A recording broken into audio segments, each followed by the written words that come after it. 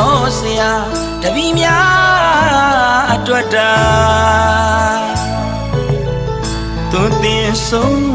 မှာနှလုံးလာတဲ့မြတ်တော်ဆရာကောင်းစီခြင်းတော်သည်ခြင်းထမျက်စီဘူးသူကလမ်းညွန်ချောရခမန်းတလေမလွယ်သာလွယ်သာရှင်ကမမွေးပြီမဲ့သူသွေးသားလို့ချစ်မဝနိုင်ပါအနစ်နာခံလို့တာပညာတတ်စီဘူးရာအကျဉ်းလာလက်နဲ့ပြီးတဲ့မျက်စရာမယူတော့လက်နဲ့ပြီးခဲ့တဲ့သူ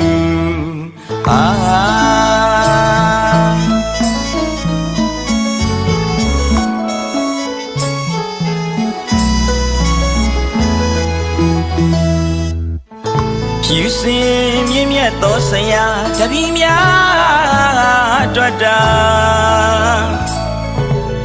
သွန်သင်ဆုံးမှာနှလုံးလာတဲ့မြတ်သောဆရာ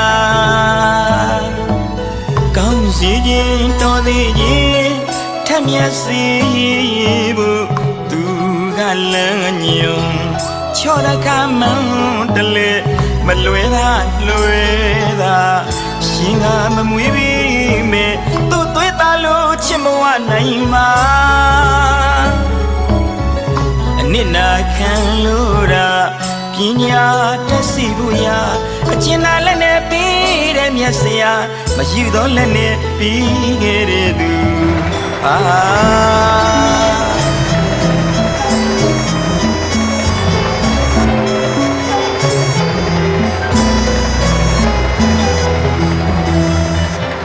ဆရာရင်ဝင်ကပါလီနဲ့ဝီခဲ့ရကြဆွေးမျက်ရည်ဖြာ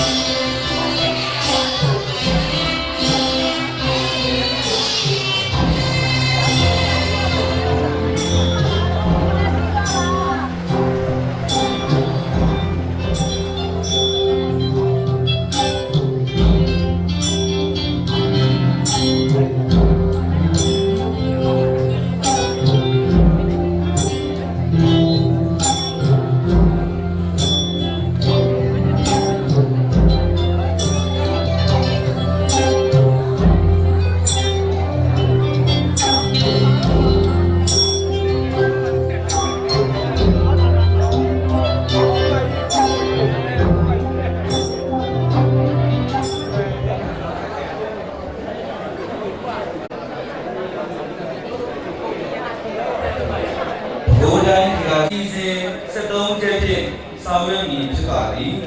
အစီအစဉ်တွေအထာရသာတော်ကြောင့်သတ္တမအချိန်ကြောင့်ရက်စရာတော်ပဲခန္ဓာစတင်ဖွင့်လှစ်ခြင်းအစီအစဉ်ဆရာကြီးတို့မှဩဝါဒစုစည်းစကားဝေကြားရှိမည်နှင့်အစီအစဉ်ချင်းအပူဇော်ကံဆရာကြီးဆရာမကြီးများကိုသာဆရာမကြီးတို့မှဩဝါဒစုစည်းစကားဝေကြားရှိမည်နှင့်အစီအစဉ်ကိုကျောင်းသားကျောင်းသူဟောင်းများကိုသာ ကျောင်းသားဟောင်းတို့မှကျေးဇူးတင်စကားပြောကြားခြင်းအစီအစဉ်တစ်စေကျောင်းသားကျောင်းသူဟောင်းများ၏ကိုယ်စားဘန္နာယီမှဘန္နာယီရာသစ္စာများမှာရှင်းလင်းတင်ပြခြင်းအစီအစဉ်ဆက်နေအာသနာသာဝဆောင်ဆရာကြီးဆရာမကြီးများနဲ့ကျောင်းသားကျောင်းသူများဒုဖိုတိုရိုက်ကူးခြင်းအစီအစဉ်ဆက်တော့အာသနာအစီအစဉ်တည်းရာအထက်ကသာရောကြောင့်စက်ထမအကြိမ်မြောက်ရက်စရာပူဇော်ပွဲခန္ဓာစတင်ဖွင့်လှစ်ခြင်းအစီအစဉ်ဖြစ်သည့်အတွက်လေးစားအပ်ပါသောဆရာကြီးဦးလာတင်ရှင်ရက်စရာပူဇော်ပွဲခန္ဓာကိုခေါင်းလောင်းထိုး၍ဖွင့်လှစ်ပေးပါရဲ့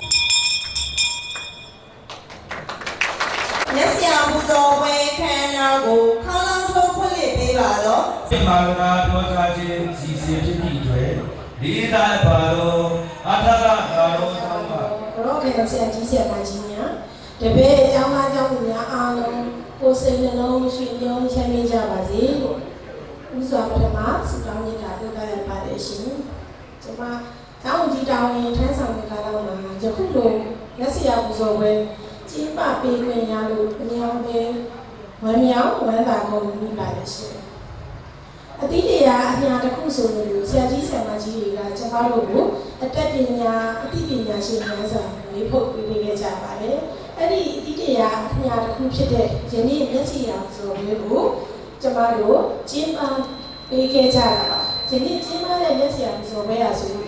တဝူပေါင်းတရားပေါင်းနဲ့မကျင်းပနိုင်ပါဘူး။အားလုံးစုပေါင်းညီညာမှုနဲ့မှအောင်မြင်စွာကျင်းပနိုင်တာဖြစ်ပါလိမ့်ရှင်။အဲ့ဒီထဲမှာကျွန်တော်တို့ရဲ့အနေနဲ့ယခုလိုပူဇော်ကြော်ပွဲမျိုးကျောင်းတိုင်း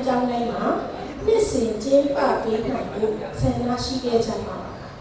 ကျွန်မကိုယ်တိုင်အထာကစီဘီကိုကျောင်းဆောင်တော့ဖြစ်ခဲ့ပါတယ်ဒါပေမဲ့ယခုလိုဆရာတော်ပွဲမျိုးကိုဥဆောင်ကျင်းပပေးနိုင်ခြင်းရှိခဲ့ပါရှင်ဒါကြောင့်အထာကတာတော်မှာယခုလိုမျက်စိအောင်စော်ပွဲကိုကျင်းပပေးနိုင်ခဲ့တဲ့အတွက်ကျင်းပပေးခဲ့ရတဲ့အတွက်ကျင်းပပေးခဲ့တဲ့အတွက်နားစွာပြီးဖြစ်ရပါတယ်ရှင်ယနေ့မျက်စိအောင်စော်ပွဲအဆိုရင်ဖြစ်အထာကတာတော်ရဲ့စူပေါင်းမျိုးမှုပြရုပ်ကောင်းရားရအောင်ခုပဲဖြစ်ပါလေဆိုတာကျွန်တော်တို့ငင်းလို့မရပါဘူးအထာကတာတော်အကြောင်းအားလုံးနဲ့အတူကျွန်မထက်အသက်တော်ကြီးမြင့်တဲ့သူမြင့်မြတ်တဲ့ဆရာကြီးဆရာမများကိုပူဇော်ခွင့်ရလို့လည်းကျင့်တဲ့ပြည်ဖြစ်ရပါတယ်ရှင်ယေရှုရဲ့တင်ပါလေနောက်နေ့များစွာမှာလည်းယခုလိုပွဲမျိုးနှစ်စဉ်နှစ်တိုင်းကျင်းပနိုင်ပါစေလို့လည်းကျွန်မဆုတောင်းမြတ်တာပို့ပါလို့ရှင်မျိုးဆက်ပြည်လူလေးတွေကိုလည်းတရွဲခေါ်ပေးပါကောင်းမွန်တဲ့အမိဖြစ်တဲ့အတွက်အမွေပေးပါလူငယ်တွေကိုလည်းလူငယ်တွေကလည်းအမွေဆက်ခံပေးကြပါနောက်နှစ်တွေမှာလည်းဆက်လက်ပြီးတော့မျက်စိအပူစော်ပွဲကိုနှစ်စဉ်ကျင်းပပေးကြပါလို့ကျွန်မမြတ်တာရဲ့ထက်ပါကြောက်ရောက်လာတော့ဆရာကြီးဆရာမကြီးများရှင်ယခုကျင်းပတဲ့မျက်စိအပူစော်ပွဲမှာမဲချုံများအားနည်းချက်အားလုံးစိတ်ချမ်းသာခြင်းကိုယ်ကြီးကျမ်းမာခြင်းနဲ့ပြည့်စုံပါစေလို့ဥစ္စာပနာမှာကျိုးကျိုးနှုတ်ခွန်းဆက်ဘာဝါပြုမေတ္တာပို့သလာရပါတယ်ခင်ဗျာဒီသရဏအရှင်များမျက်စိအောင်ပူဇော်ပွဲကိုတော့ကျွန်တော်တို့ကပထမတော့ဒီတဦးတည်းလို့ကြောင့်အဖွက်တစ်ခုတည်းပေါ့ဒီနေ့မှကအဖွက်၃ခုစလုံးပေါင်းပြီးတော့ညီညီညွတ်ညွတ်တော့ဆောင်ရွက်ခဲ့တဲ့ခြင်းဖြစ်ပါတယ်တော့ကျွန်တော်တို့အကြီးပိုင်းရဲ့အလတ်ပိုင်းရဲ့အလယ်ပိုင်းရဲ့ဆိုပြီးတော့တော့အပိုင်း၃ပိုင်းစလုံးကတော့စီလုံးညီညွတ်စွာနဲ့တော့အောင်မြင်ဖြစ်အောင်ကြိုးစားတန်းစားတက်ညီလက်ညီနဲ့တော့ကြိုးစားဆောင်ရွက်ပေးခဲ့တဲ့အတွက်လည်းကျေးဇူးတင်ပါတယ်တော့မျိုးဆက်တဲ့ကလေးတွေကိုလက်စိတ်ကတော့ဒီကောင်းတဲ့အရာကိုလက်စိတ်ကမ်းနိုင်တဲ့အတွက်လည်းတော့ကျွန်တော်တို့ကဝန္တာပီပြီးရှင်းပြတဲ့အတဲ့ကြောင့်မို့လို့အနန္တ၅ပါးစလုံးကအကျိုးဝင်နေတဲ့ဆရာရဲ့ဂုဏ်ရည်တစ်ခုပဲဖြစ်ပါတယ်။နောက်ဒီလိုရက်ပြောက်ပူဇော်ပွဲအခမ်းအနားတွေကိုတော့ကျင်းပတဲ့အခါမှာတော့ဆရာကြီးရဲ့အရေးကြီးသောအခမ်းအနားဆရာရှင်တွေအကြောင်းလေးကိုလည်းဒီလိုပိုင်းခြားထားတယ်ပထမအရွယ်ဒုတိယအရွယ်တတိယအရွယ်ဒီအရွယ်သုံးပါးထဲမှာဘယ်ရွယ်ကအဓိကကြတယ်လဲဆိုရင်ပထမရွယ်ချင်းရဲ့ကလေးဘဝဖြစ်ပါတယ်ဒါကြောင့်လို့ကဘာကျော်ဆရာကြီးဝီလီယံဝက်စ်ဝါကခြားရည်ဒဖာတာတော့မဲဆိုပြီးတော့ဆိုတာပါလေအကြမ်းအဖြစ်ပြောမယ်ဆိုရင်တော့ကလေးဒီလူကြီးဖခဲ့တနည်းအားဖြင့်ပြောမယ်ဆိုလို့ရှိရင်နောက်အနာဂတ်တွင်က လူမရွယ်မှာတော့အရွယ်အပိုင်းသားမှာတော့ကလေးတွေဟာတော့ရေခွေတစ်ခုတည်းမှာနေခဲ့ရတယ်ပေါ့ပထမဆုံးဝေကသာနာမှာမိဘရေခွေမှာနေခဲ့ရတယ်ကြောင်းစားတဲ့ပြီးဆိုတာနဲ့ကြောင်းပြီးဆုံးသည့်အဖြစ်ကာလရှိကြစွာဆရာတွေရဲ့ရေခွေထဲမှာအတိပညာအတတ်ပညာတွေကိုသင်ယူခဲ့ရဒီရာရှိခဲ့တဲ့အတိပညာအတတ်ပညာတွေနဲ့ဒုတိယအရွယ်ကိုပြတ်တန်းကြတရားဘာဝနာလည်းကိုရောက်ရှိသွားတယ်ပေါ့ဒီတရားဘာဝနာတွေကိုပွားများတဲ့ဘုရားရှင်တွေကိုရောက်ရှိခဲ့တယ်ပေါ့ဒီထဲမှာနေပြီးတော့အတိပညာအတတ်ပညာဘုရားအပြာပြာတွေကိုတော့သင်ယူခဲ့ရတယ်ဖြစ်ပါလေဒီဘုရားရှင်တွေတဲ့မရောက်တဲ့ဒီတရားရှင်တွေနဲ့ဒီအလိုကိမတရားမှာအရေးကြီးတော့အခမ်းကဏ္ဍမှာပါဝင်နေတာကိုတွေ့ရှိရပါတယ် ကျေးဇူးတင်ရှိပါတယ်ရှင် အစီအစဉ်ရာဆရာကြီးဆရာမကြီးများအားအာစီယပူဇာကြောငွေ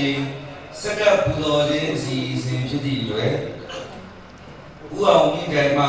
ပြောကြားတိုင်တယ်ပေးပါရန်လေးစားစွာပန်ကြားအပ်ပါတယ် အတွက်ကျောင်းသားများမှမတ်တင်သာကြည်တဲ့မတ်ခိုင်ဆိုရင်တော့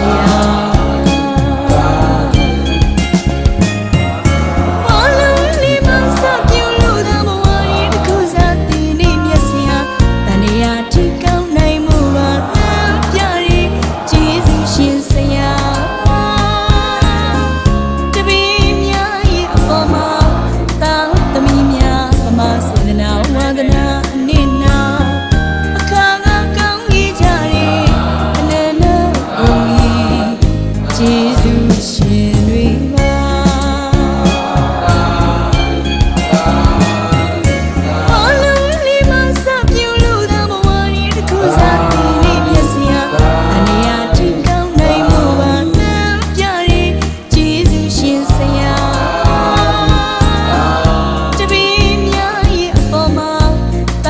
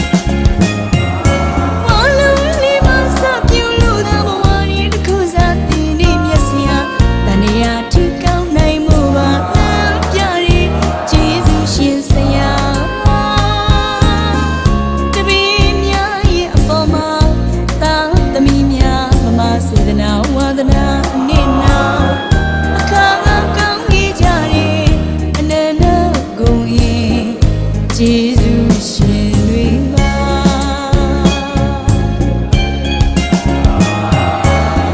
ဆရာတို့ရင်ဝင်ပညာဦးရင်ကြီးရဲ့အလင်းမှာပညာရည်တို့တော့ဆိုရလုံးပဲမြတ်ပွေဝေစာပေကိုင်းရှင်ဆရာသခင်တို့ဤကြီးမားမြတ်တာစေတနာများစွာချစ်တပြီအပေါင်းကျေးဇူးတည်တဲ့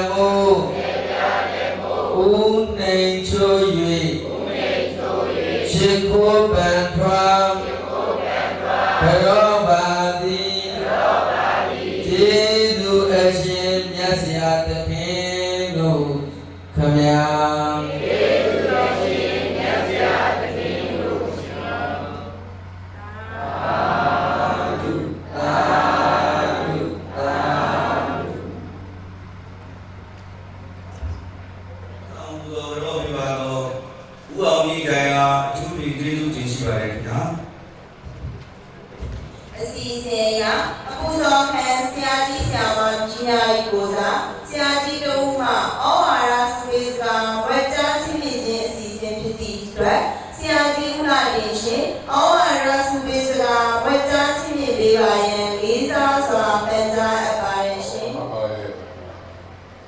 要是要不问嘛，所以我在不如我们在一起玩一个的，找到好都，明个老哇。明个。哦，那明白，明白了啦，喏，明个包括那那的新的的，明个咱说的喏，明个了嘞，对的。哎呦，是好多个，那里是。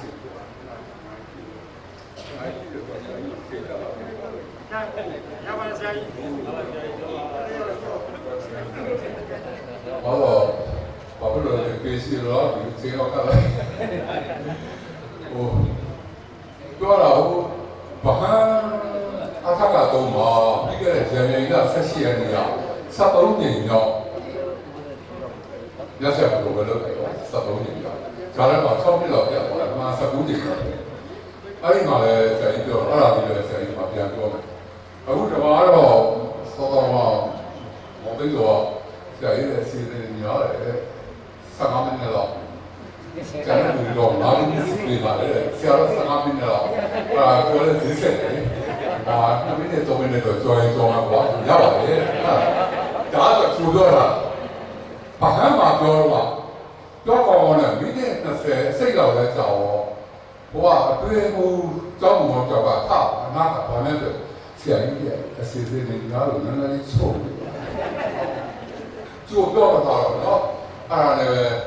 ဟောလဲစုပေးလိုက်တော့နော်ဘာလို့ရူပါတော့ရူပါတော့တိုင်းစီဂီတာအစင်ရတဲ့ဆောက်ပြုတ်ဂီတာဆိုတာ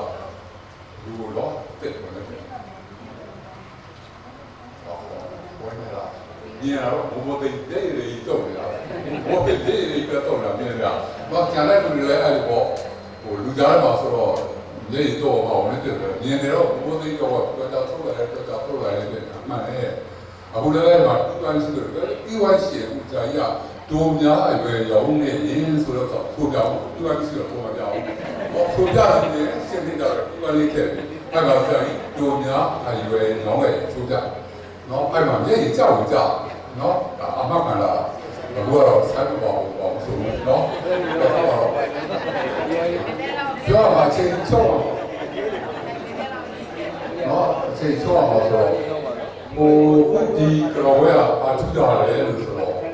ဒီကတော့လည်းတိုင်ပြောတယ်ပါရမတ်ကတော့ပြန်มาကြောင်းညာနေကြောတယ်ပြီးတော့ဟိုရွှေလာဝဲလာတော့ခွဲရတာတက်တော့ရောလည်းခါကြတော့အမှန်သူတို့ရွယ်ချက်ကကောင်းတဲ့ရွယ်ချက်နဲ့တော့ဟာပြောပြီးမနေ့ကလည်းရှင်းပြတယ်ကြောင်းကြီးကမလုပ်ဖြစ်လို့သူတို့ကြောင်းလို့လည်းမနိုင်တော့သူတို့တက်ခဲ့တဲ့ပေါက်ကူက89ပေါက်ကူက90ပုံဆိုပိုက်ပြီးတော့သူတို့ကတော့အဲ့တော့ဘေးကညာဟာဘုရားပြောသွားတယ်အဲ့ဒါဆိုရင်ဒီမှာလည်းပြောတယ်ဝဲတော့အဲ့တော့နော်ဟောဒါဘေးကလည်းခဲ့တယ်ဟာဝဲဒုတိယတယ်သူတို့ဖုံးကြောင်းအဲ့မှာကျတော့နည်းနည်းဆိုင်တော့ပြင်းထန်သွားတယ်ပြင်းထန်သွားမေးပြီးတဲ့ဘောဆန်သွားတယ်ဘယ်လိုပါဘူးဒီချိန်မဲ့လောက်ရတယ်ဟောပြောပြန်တော့ဒီတော့စိတ်ဘောဟာပြောတာတော့များပေါ်လာပြီနော်ခရီးစိတ်ညာမကောင်းပဲဖြစ်သွားတာမပြောရင်လည်းဥညာဟောတတိပိတာခရီးတွေမဆူပါနဲ့တော့ခရီးပိတာအဲ့မဆူပါနဲ့လို့ပြောတယ်ကြားရဲကွာဆူပြအောင်နော်အခုလည်းခရီးကတော့အမြင်တော့စောက်ပြောတာဟုတ်လားပြောတာလေဘယ်လိုကအကျင့်ကလာတော့မသိဘူးနော်ဒီမှာဘုရားအဲ့လိုဆိုအထက်ကတာလို့တော်ပြီလို့အထက်ကတာတော့ကြောင်းတယ်နောက်ကကြောင်းကြီးကပါလဲလို့မနေရနော်အဲ့လိုပေါ့စောက်ပြောနေတာပြောတာနော်အဲ့တော့ဆိုင်ကိုလည်းဘယ်လိုမှမသိပါနဲ့အဲ့ဒါပြန်တော့အဲ့ဒါခရီးတော်တယ်တော့ဒီတော့ဘယ်လိုပါတန်းကိုစားရဲမင်းတို့မင်းတို့ကလည်းဒါလေးကိုတီဗီတော့ဆိုရင်ရှင်းပြီးမပြောတော့အဲ့တော့ခုခရီးတွေပါလိဖြစ်ပါတယ်နောက်ဆုံးတော့ပြီးတော့စိတ်ထားဆူစင်တဲ့သူတွေဖြစ်ကြပါလေလူတရလို့တားလိုက်လေရကြပါစေ နိစ္စဘလားဒုက္ခတွေအနေပေါ်မကောင်းမှုများလုံငင်းလူငင်းပါပြီးတော့ဒုက္ခဆန္ဒအဖျားဖျားနဲ့လူဆန္ဒမှန်များပဲပြည့်ပါကြပါစေပြည့်ပါလေလို့ပြောတယ်မပြီးသေးဘူးနော်အခုရှိဖို့ပူတော်ကြောကြတဲ့ကျောင်းသူကျောင်းသားတွေဟာပညာရေးဌာနမှာအမှုထမ်းတဲ့ဝန်ထမ်းများဖြစ်ကြမယ်ဆိုရင်လေကိုယ့်ရဲ့တပည့်တွေကကိုယ့်ကိုချစ်ကြည်လို့မဆုံးကျင်နာလို့မဝတန်တာခံရတဲ့ဆရာဆရာမများဖြစ်ကြပါစေတခြားဌာနမှာဌာနဆိုင်ရာအကြီးအကဲဖြစ်ကြမယ်ဆိုရင်လေဘာမှလုပ်ပိုင်ခွင့်မရှိတဲ့အငြိမ်းစားယူသွားသည့်တိုင်အောင်ကိုယ့်ကိုရိုသေလေးစားအားထားခံရတဲ့အကြီးအကဲများဖြစ်ကြပါစေအစိုးရဝန်ထမ်းအလုပ်မလုပ်လို့ကိုယ်ပိုင်စီးပွားရေးလုပ်ကြမယ်ဆိုရင်လေလုပ်ငန်းကအနာယူသွားသည့်တိုင်အောင်လုပ်ငန်းတပည့်တွေကကိုယ့်ကိုအားထားယုံကြည်ခံရတဲ့ပုံပုံများဖြစ်ကြပါစေအိမ်တော်ရသားများကြလို့တာသမီများရကြပြီဆိုရင်လေမိဘကိုယ်ကိုပြည့်စုံသောပါရမီမိဘကျေးဇူးကိုမသိသောပါရမီမိဘကိုစိတ်ဆင်းရဲစေသောပါရမီများမှကင်းဝေးပြီးတော့မိဘကိုတက်စေသောမိဘကျေးဇူးကိုသိတတ်သောမိဘရဲ့ခံစားချက်ကိုနားလည်နိုင်သောပါကောင်းမိဘွန်လေးတွေကိုရရှိပိုင်ဆိုင်ရပါသည်အဘိဝါဒနာတိလိတ္တနေသံဝုဒ္ဓပဇာယီနောစတ္တာရောဓမ္မဝဒန္တိအာယုဘောနောဒုက္ခမလားပဲတဲ့ရဆရာကြီးဦးလာတေကတော့သူကရက်ရှည်တော့သူကရှိရှိပြောတာပေါ့နော်ဆရာမလည်းဆရာမနဲ့လိုက်တဲ့ရက်တူတူပဲပြောပါမယ်နော်ကျွဲရောက်လာကြတော့40အပ္ပါတိအပူဇော်ကံနေသာဆရာကြီးဆရာမကြီးများအထကတရောမှလည်းရှိတာပဲထမ်းဆောင်နေပါတော့ကျောင်းဆရာမကြီးနဲ့ဆရာဆရာမများဧည့်သည်တော်များနဲ့ဤပူဇော်ဝဲဖြစ်မြောက်အောင်ဆွမ်းဆောင်ခဲ့တော်တပည့်အပေါင်းတို့ကျမ်းမာရွှင်နိုင်ကြပါစေရှင်တပည့်များစီလုံးညီညွတ်ချစ်ခင်စွာတွေ့ရသည့်အတွက်အထူးတည်နူးမိပါတယ်ယခုထိလိုမျိုးအရာရာကြက်တဲခက်ခဲနေချိန်မှာဒီလိုလှပသောအခမ်းအနားမျိုးကျင်းပနိုင်ုံသာမကခရီးလမ်းကြောင်းအရှင်ပြေလာရောက်နိုင်အောင်ကြိုးပမ်းဆွမ်းဆောင်နိုင်သောတပည့်တို့၏စေတနာမေတ္တာကိုလည်းအံ့ဩဝမ်းမြောက်စွာခံယူမိပါတယ်ဆရာဆရာမတို့ထားခဲ့သောစေတနာမေတ္တာတွေကိုတက်ဆွမ်းသမျှပြန်လေရောင်ပြန်ဟပ်ကျေးဇူးဆက်နိုင်သောတပည့်တို့လည်းမေတ္တာခြုံ၍လုံးပါစေအန္တရာယ်ကင်းစွာဖြင့်ကျမ်းမာချမ်းသာကြပါစေကြောင့်အားလုံးရဲ့ကိုယ်စားဆုတောင်းမေတ္တာပို့သအပ်ပါတယ်ရှင်တပည့်အားလုံးညတ်တော်ဆုလို့နှင့်ပြေဝပါစေကြောင်းဆုတောင်းရေးညီကုန်းချုပ်အပ်ပါတယ်ဆိုကြွားရောက်လာပါသောဆရာကြီးဆရာမကြီးများစီနီယာကိုမများဂျူနီယာမောင်လေးညီမလေးများနဲ့ချစ်တကယ်ကြီးများအားလုံးမင်္ဂလာပါလို့နှုတ်ခွန်းဆက်တာပါတယ်ဒီနေ့ကြီးမားတဲ့မျက်စရာပဇော်ပွဲမှာစုံစုံလင်လင်တက်ရောက်ကြောကြတဲ့အတွက်လည်းဝမ်းသာလို့မဆုံးပါဘူးပွဲတော်ဖြစ်မြောက်ဖို့အတွက်ဒီပွဲတစ်ပွဲဖြစ်မြောက်ဖို့ဆိုတာလည်းပဲဟိုအင်မတန်မလွယ်ကူပါဘူးခက်ခဲနဲ့ကြိုးစားခဲ့ရတာပါကျွန်တော်တို့အရင်ပွဲတွေတုန်းကတော့ကိုရီးယားဖိအားမရှိတဲ့အတွက်ဟိုပျော်ပျော်ရွှင်နဲ့ပြင်းပြခဲ့တယ်ပေါ့ခုနေ့ကျတော့ကျွန်တော်တို့ကဆရာကြီးဆရာမကြီးတွေရဲ့တိုက်တွန်းမှုလည်းပါလာပေါ့နော်ကိုရီးယားလည်းပဲအကုန်လုံးစီစီလုံးလုံးဖြစ်ချင်တဲ့အတွက်အကုန်လုံးပေါင်းစည်းလိုက်တဲ့အခါကျတော့နည်းနည်းကိုရီးမှာတော့ဖိအားများသွားတယ်ဒါကြောင့်မို့ကျွန်တော်တို့တကယ်ကြီးတွေဒီပွဲဟိုဘယ်လိုပြောလဲအားမြင်မြင်နဲ့မပြီးမြောက်ပါဘူးလည်းပဲစိုးရိမ်ခဲ့ပါတယ်ဒါပေမဲ့ကိုယ်စားတော့ပေါ့ပါပါနဲ့ပဲပြီးမြောက်ခဲ့ပါတယ်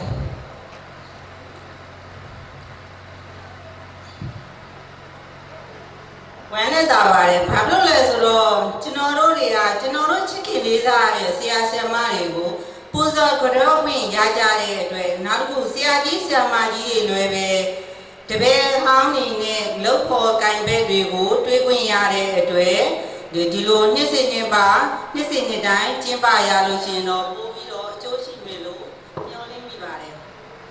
အတကသာတော်မှာတက်ရောက်ခဲ့တဲ့ကျောင်းသူအောင်တယောက်ဒီနေ့ကိုရီချစ်ခင်လေးစားခဲ့ရတဲ့ဆရာဆရာမတွေကိုကြောပွင့်ရခြင်းအတွက်အင်ပဒန်ဂုဏ်ယူပါတယ်ဇလန်းတစ်ခုကိုစမယ်ဆိုလို့ရှိရင်အဆုံးသတ်ဆိုတာလည်းရှိတယ်မြေပါပဲဒ ဒါပေမဲ့အဲ့ဒီအဆုံးသက်ကလှပဖို့လေလိုပါတယ်မောင်ကြီးညီမလေးတို့လည်းပဲပြောချင်ပါတယ်အမားတို့အပါဝင်စီနီယာကိုမတွေအစပြုခဲ့တဲ့ဒီမျက်စရာပူဇော်ပွဲကိုမောင်ကြီးညီမလေးတွေအနေနဲ့ဆက်လက်ပြီးတော့လက်ဆင့်ကမ်းတာဝန်ယူပြီးနှစ်စဉ်နှစ်တိုင်းဖြစ်မြောက်အောင်ကြိုးပမ်းဆောင်ရွက်စေချင်ပါတယ်မျှော်လင့်ပါတယ်ပြောရမယ့်စကားကျေးဇူးတင်စကားဆိုတော့ခြားပြအနေနဲ့ဒီစကားလေးတွေပြောရတာပါတချို့ကလည်းပဲတချို့ဆိုရှင်တကယ်ချင်းနေရတော့မှပဲကျွန်တော်တို့တွေကိုဒီပွဲကိုပေါ့နော်နှစ်ပွဲကွဲအောင်လို့လုပ်တယ်ဆိုပြီးတော့ကျွန်တော်တို့ကိုအရင်အထင်မြင်သေးတဲ့သူတွေလည်းရှိပါတယ်အဲ့ဒီစိတ်ဓာတ်နဲ့ကျွန်တော်တို့လုပ်ခဲ့တာလည်းမဟုတ်ပါဘူးပြီးခဲ့တဲ့ပွဲမှာလည်းကျွန်တော်ပြောပြီးသွားပါပြီကျေးဇူးတင်စကားပြောရမယ်ဆိုရင်တော့အရင်ဆုံးကျွန်တော်တို့ကိုဒီလိုနေရာမျိုးမှာတက်ရောက်ပြောကြားခွင့်ရှိအောင်လို့တွင်တင်ဆုံးမပေးခဲ့တဲ့ငယ်ကမူလနန်းကဆရာဆရာမတို့လည်းပဲကျေးဇူးတင်ပါတယ်နောက်တစ်ခုဒီကျွန်တော်မုံညွန့်ကနေစထွက်လာပြီဆိုလို့ရှိရင်ဆရာကြီးမော်ကြီးကိုကျွန်တော်အမြဲတမ်းဖုန်းဆက်တယ်ဆရာကြီးသမီးတော့ထွက်လာပြီဆရာကြီးကလည်းအမြဲတမ်းလေသမီးနေပဲရောက်ပြီလေဘာနဲ့လာတာလဲဘလို့နေမှလဲဘလို့အိမ်မှနေမှလဲစားလို့တော့အစင်မပြေလို့ရှိရင်လည်းပဲဆရာကြီးစီလာစားတယ်သူကအမြဲတမ်းစိုးရိမ်တာဒါကြောင့်မို့ဆရာကြီးကိုလည်းပဲတော့ကျောင်းသူဟောင်းဒေါ်ဝင်းမြတ်တွေအားအထူးပင်ကျေးဇူးတင်ရှိပါတယ်ရှင်အစီအစဉ်ရာကျောင်းသားကျောင်းသူဟောင်းများ၏ကိုသာကျောင်းသားဟောင်းတို့မှကျေးဇူးတင်စကားပြောကြားခြင်းအစီအစဉ်ဖြစ်သည့်အတွက်ကျောင်းသားကျောင်းသူဟောင်းများ၏ကိုသာကျောင်းသားဦးစင်မောင်သိန်းမှကျေးဇူးတင်စကားပြောကြားပေးပါရန်လေးစားစွာပန်ကြားအပ်ပါတယ်ခင်ဗျာ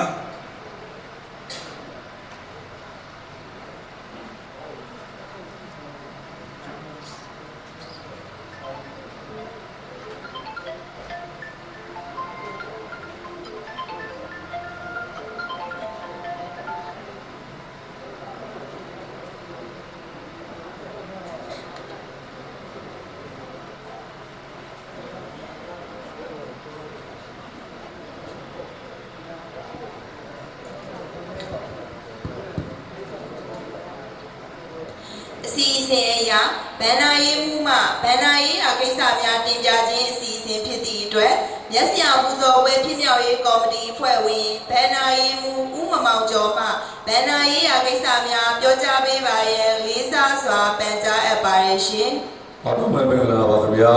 ။ကြွားလာကြတော့ဆရာကြီးဆရာမကြီးများအဲ့ဒါတော်များစီနီယာကိုမများကျောင်းတွေပဲတကယ်ချင်းများ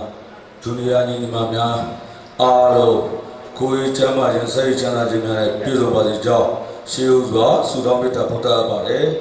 ကျွန်တော်အနေနဲ့ဆရမချင်းအကကတာတော်မြတ်ဆရာပူဇော်ပွဲမှာဝိဇင်းများကိုဖတ်ကြားပေးမှာဖြစ်ပါတယ်ကျောင်းကော်မတီအဖွဲ့ဟောင်းမှာလက်ကျန်ကိုစုစုပေါင်း93သိန်း6တောင်းဦးအောင်တူလင်းရန်ကုန်မှာအလူခံရရှိငွေ30နဲ့15000ဒေါ်ဝင်းမြတ်လွယ်မိုးညိုမှာကောက်ခံရရှိငွေ85000ကျောင်းကုန်းကြီးရွာမှာအလူခံရရှိငွေ994,400ရွာတိကြီးရွာမှာအလူခံရရှိငွေ1,300ချောင်းစုံကြီးရွာမှာအလူခံရရှိငွေ2,65000ဒေါ်ကွဲကြီးရွာမှာအလူခံရရှိငွေ2,200ဦးမြင့်ကျော်အောက်စိန်လုံးကြီးရွာမှာအလူခံရရှိငွေ1,45000ကိုစင်မောင်သိန်းစိန်လုံးကြီးရွာမှာလူခံရရှိငွေ3,600ဒေါ်ကီခိုင်ဝင်းစိန်လုံးကြီးရွာမှာအလူခံရရှိငွေ17,600ဆရာဦးကျော်ကျော်အင်းသာယာမှာလူခံရရှိငွေ22,150,ဦးအောင်ကျော်ဦးလေပင်စုကြီးရွာမှာအလူရရှိငွေ9,2800ကိုဝင်းနိုင်ဦးရေကြီးကြီးရွာမှာအလူရရှိငွေ24,600ဆရာမတော်မြင့်မြတ်ခိုင်တာတော်မှာလူရရှိငွေ30ဒေါ်တင်မာစိန်ကျုံလာမှာအလူရရှိငွေ10,400ဦးမောင်ကျော်တာတော်မှာအလူရရှိငွေ9,000 ဦးရဲတော်တန်စိန်လုံးကြီးရွာမှာလူငယ်ရရှိငွေ3,3600ဦးတင်ဝင်းစစ်ချောင်းကြီးရွာမှာလူငယ်ရရှိငွေ2,600ကိုစိုးသူအောက်စလုံးကြီးရွာမှာလူငယ်ရရှိငွေ2,800ကိုထွန်းနိုင်တာတော်မှာလူငယ်ရရှိငွေ3,800တိန်ကုန်းကြီးရွာမှာလူငယ်ရရှိငွေ10,450ငဖယ်လေးကြီးရွာမှာလူငယ်ရရှိငွေ3,340ဒေါခင်စနာဝင်းကလချောင်းကြီးရွာမှာလူငယ်ရရှိငွေ2,300ဒေါ်ပိုးဤလိုက်တာတော်ကြီးရွာမှာလူငယ်ရရှိငွေ9,100ဒေါ်စနာဝင်းတလိုင်းသူကြီးရွာမှာလူငယ်ရရှိငွေ1,920,000ဒေါ်မင်းဆန်းကျုံလာမှာလူငယ်ရရှိငွေ8,600ဒေါ်လလခိုင်ကျုံလာကြီးရွာမှာလူငယ်ရရှိငွေ9,100ဆီယာမဒေါ်မင်းခိုင်တာတော်ကြီးရွာမှာကောက်လူငယ်ရရှိငွေထပ်တိုးပေါ့နော်2,200,800ဦးထေဝင်းအောင်လေလူကြီးရွာမှာလူငယ်ရရှိငွေ3,300,900ဖြစ်ကြပါတယ်စုစုပေါင်း319,400ဖြစ်ပါတယ်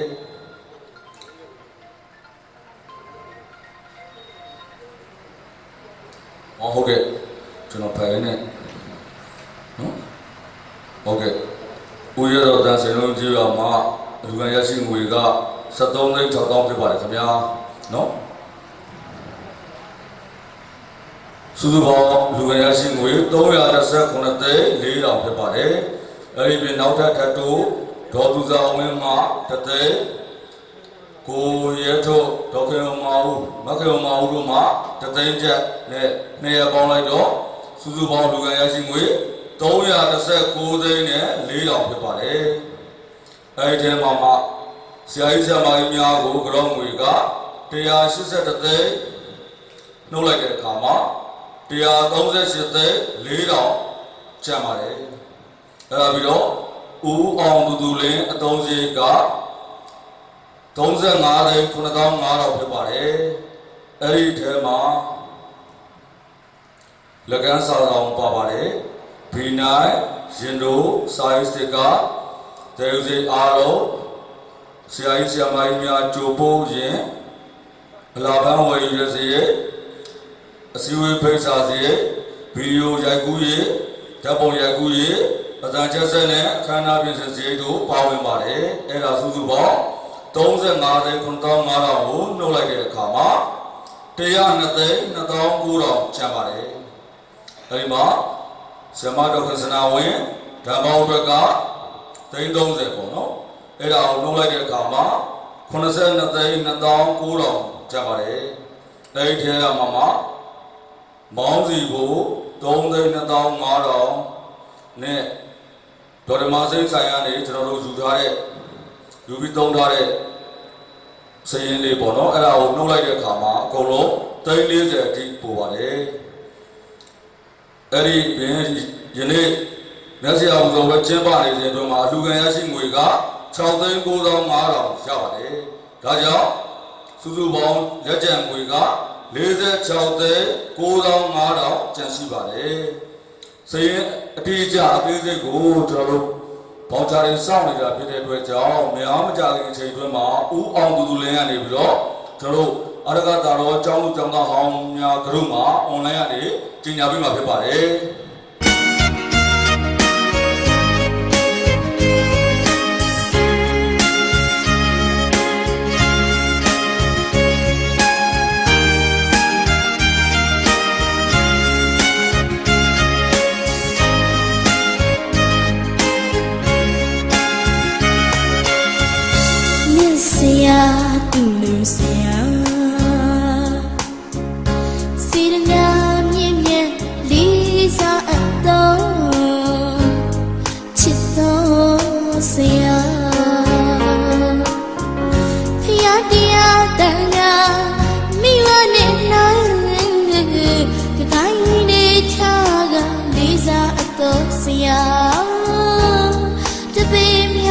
ပ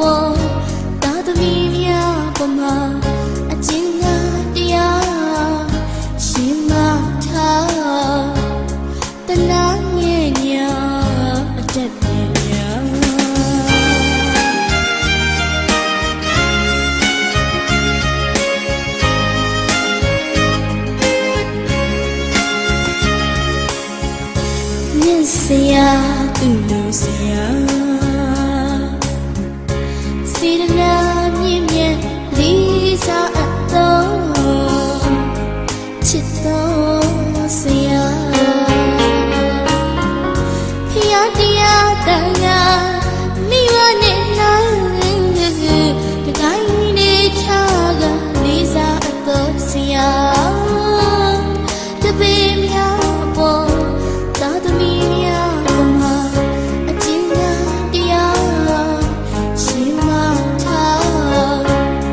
တနာငယ်ရအတက်ပဲ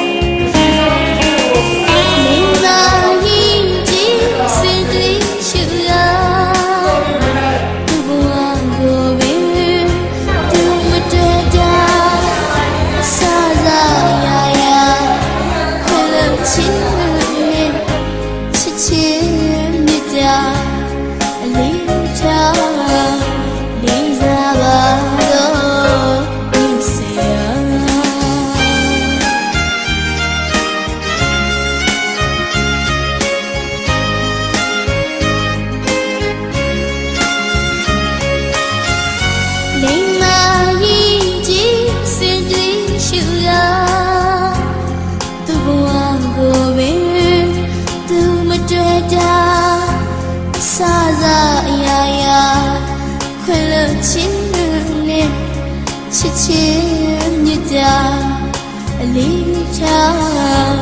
လေးစားပါတော့မြတ်ဆရာ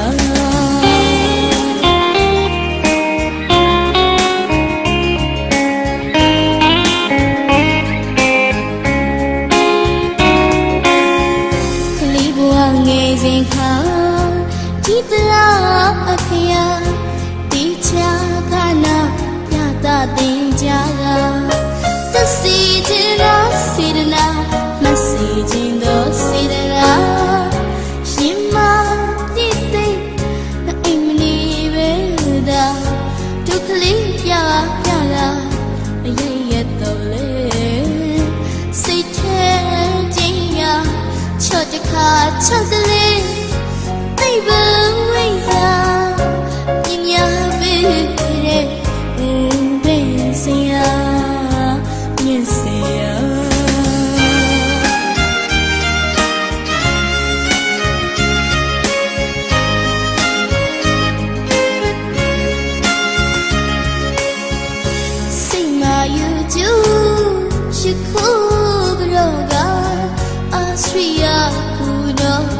ဘောတဝင်းစွာအနန္တတိုင်းဝင်အိုးကျေးဇူးရှင်မြတ်ဆရာမြတ်တော်ဆရာမြတ်ဆရာမြတ်တော်ဆရာမြတ်ဆရာမြတ်တော်ဆရာအာစရိယရုနောအနန္တောပါမြတ်ဆရာအာစရိယအနွယ်ဝင်တွေပါအကြလဲတင်တဲ့ရင်ဆုံးမသိပ္ပမချမ်းဘေးရန်စီကာသင်ရအဖို့ဆရာတို့ရဲ့ဝန်ငါးပြာသာတို့ချစ်တဲ့မြတ်ဆရာ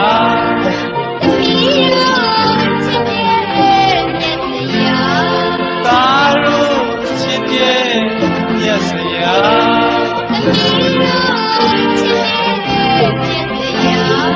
အင်းဇလီကတရားတင်ချီကဥညွတ်တွားဝတ်တွားကကြောအပ်ပါလိဆရာဘုရားနေတကိုင်းမြေထားအာစရိယဆရာများရှင်မူတောင်းဦးမကယူယေရှုအနန္တကဘာပန်းကလေးတွေရှင်သန်ပူဝင်ဆွေးညဝင်းညဝေဝေစာဥယျာဉ်မှုခမဝမ်းသာရှာအချိန်ချမ်းလို့အရွယ်ရောက်ဥယျာဉ်မှုတယောက်မြိတ်လေရှာဥယျာဉ်မှုကမဟောမြတ်တိဆရာ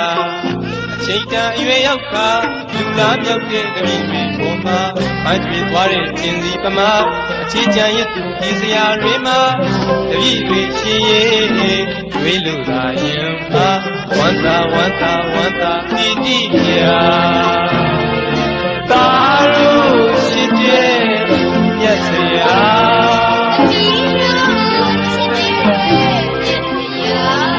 သာရုရှိတဲ့မြတ်စရာ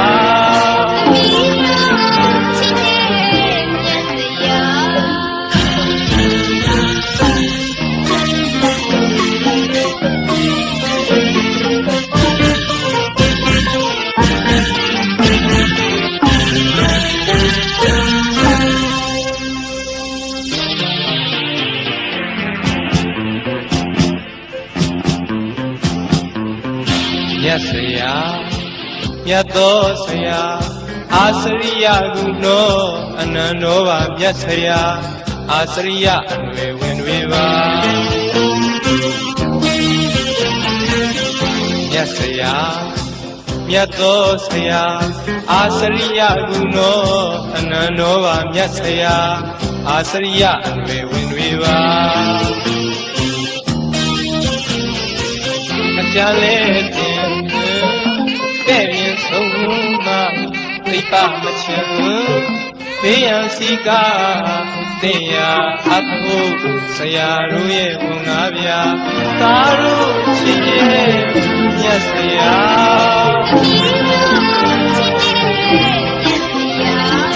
သာတို့ချစ်တဲ့မြတ်ဆရာ